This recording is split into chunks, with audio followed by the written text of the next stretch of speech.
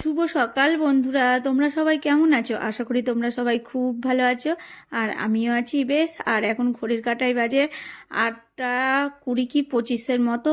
আর এই দেখো আমি রান্নাঘরে আটা হাতে নিয়ে দাঁড়িয়ে আছি। তাড়াতাড়ি করে টিফিনটা বানাতে হবে, সকালের পরোটা বানাবো বুঝলে। তো তোমাদের দাদাভাই তাড়াতাড়ি খেয়ে নিয়ে বেরাবে, তাই তাড়াতাড়ি ঝটাফট রান্নাটা করছি। এই টিফিন বানানোর পরে তো সব কাজ পড়ে আছে, ওই কাজগুলো করতে হবে। তারপরে তো আবার দুপুরে রান্না। আজকের মনে হয় রান্নাঘরেই দিনটা কেটে যাবে। এই দেখো পরোটাগুলো ভেজে নিলাম, তারপরে বেগুন ভেজে নিচ্ছি। আর তরকারি করলে তো বেশ ভালোই হতো, পরোটার সঙ্গে তরকারি ভালো লাগে, কিন্তু কিছু করার নেই। তোমাদের বললামই তো তোমার দাদাভাই তাড়াতাড়ি করে বেরাবে, তাই ভাবলাম কি বেগুন ভেজে নিই, তাড়াতাড়ি ঝটপট ভাজা হয়ে যাবে। আর বাড়িতে ছিল গুড়, ওই গুড় বেগুন ভাজা আর পরোটা, এটাই হয়ে যাবে আজকের টিফিন। আর আমিও এই টিফিনটা সেরে নেব, কিন্তু এখন না, একটু পরে।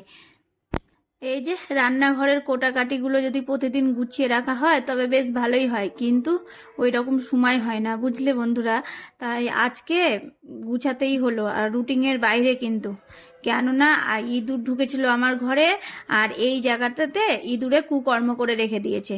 তাই রুটিনের বাইরেই আমাকে আজকে পরিষ্কার করতে হচ্ছে, না তো আমি 7 দিন বাদে বাদে পরিষ্কার করি, কিন্তু আজকে উল্টোপাল্টা হলো। কি বলতো, শীতকালে স্নান করতে যেতে ইচ্ছা করে না, একটু ভয় লাগে, ঠান্ডা জল।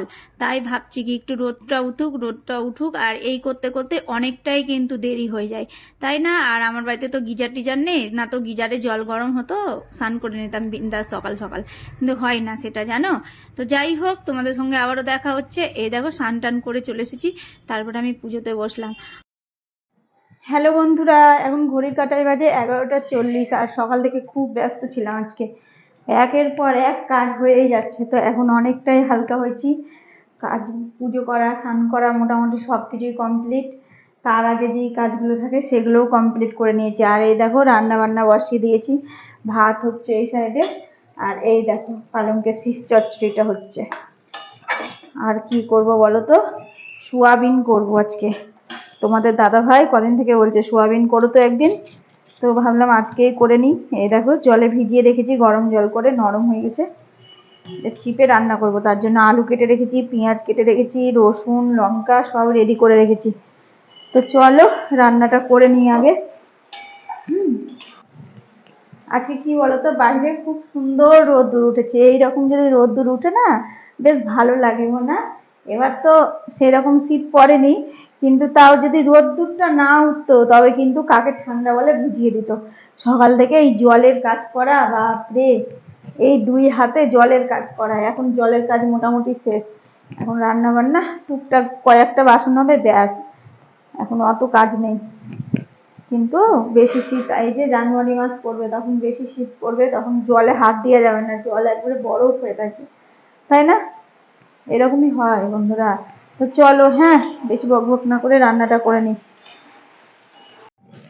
এই দেখো পালংকে শীষ চচ্চড়িতে কি কি দিয়েছি বলো তো, সিম, আলু, বেগুন, মূলো, ব্যাস। আর যদি পড়ে যেত বড়ি, তবে তো পালংকে শীষটা ফাটাফাটি হয়ে যেত, তাই না? কিন্তু বড়ি নাই আমার বাড়িতে আজকে, দুর্ভাগ্যবশত।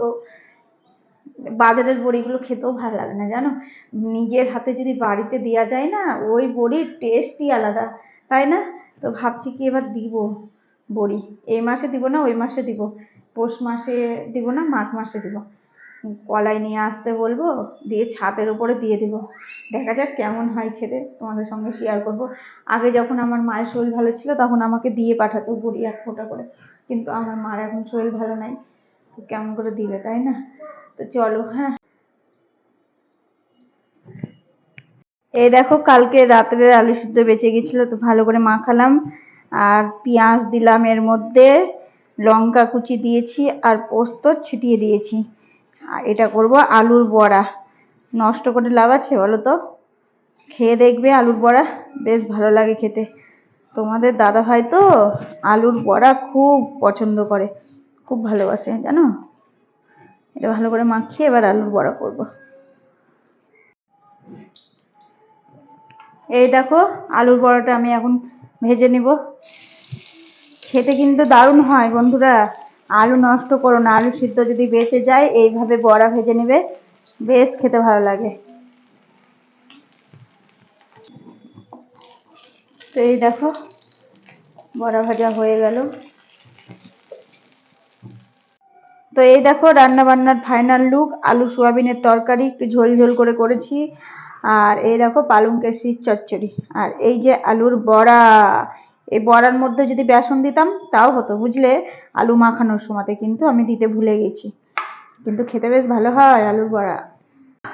এখন কাজগুলো করে নিই। আর এই দেখো কড়াইয়ে কিছুটা তেল থেকে গেছে আলুর বড়া ভাজতে লেগে, তাই ভাবলাম এটার মধ্যে উঠিয়ে রাখি বাটিটার মধ্যে, রাত্রে কিছু মধ্যে তেলটা দেওয়া হয়ে যাবে, তাই না?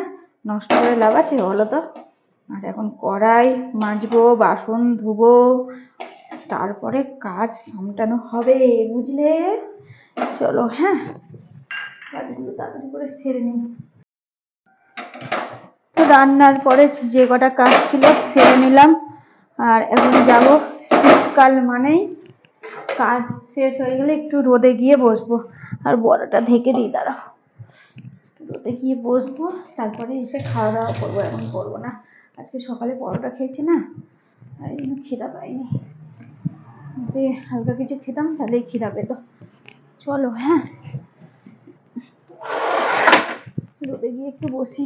আর চুলটা যত ভিজা হয়ে আছে, আজকে মাথাতে তেল দিয়েছি চুলে বুঝলে, চুলটা শুকিয়ে আসে। তেল দেওয়া চুল একটু শুকাতে সময় লাগে, শ্যাম্পু দিয়ে ফরফর করে শুকিয়ে। শুভ সন্ধ্যা বন্ধুরা, এখন ঘড়ির কাঁটায় বাজে 8টা, আর আমি তোমাদেরকে বলছি সন্ধ্যা। দেখো না, সন্ধ্যার চা পানি খাওয়া হয়ে গেছে, তারপরে ঘরে বসে বসে টিভি দেখছি। আর দিয়ে ভাবলাম কি না, এবার একটু তোমাদের সঙ্গে সামনে থেকে এসে কথা বলি, তাই ক্যামেরাটা অন করে দিলাম। আর কি বলতো, রাতটাই তো অনেকটাই বড় হয়ে গেছে না, 8টা বাজলো এতক্ষণে, আর ছোট রাত হলে 10টা বেজে যেত।